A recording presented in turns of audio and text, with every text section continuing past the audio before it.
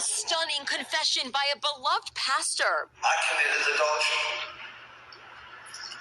It was nearly 20 years ago.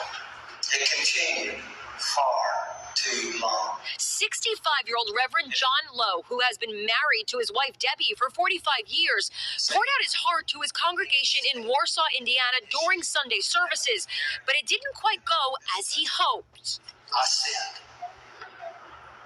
I need to say that, and you deserve to hear it.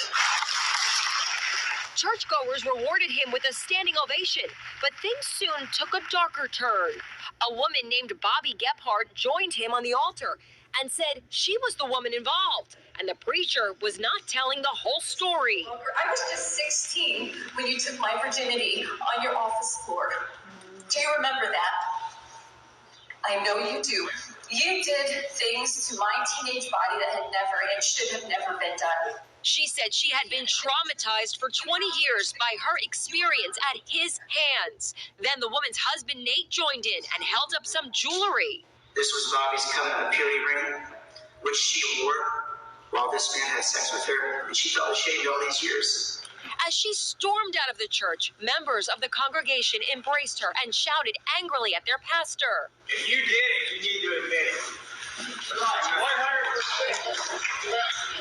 100%. The pastor had to face the congregants and beg for their forgiveness once again.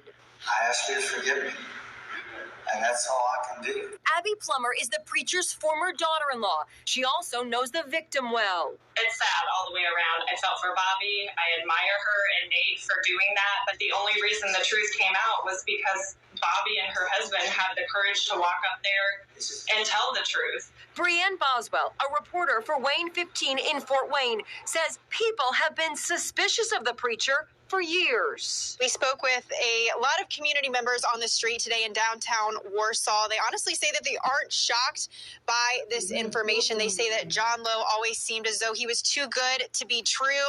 There's always speculation that there was something more happening behind closed doors. The lies and the manipulation have to stop.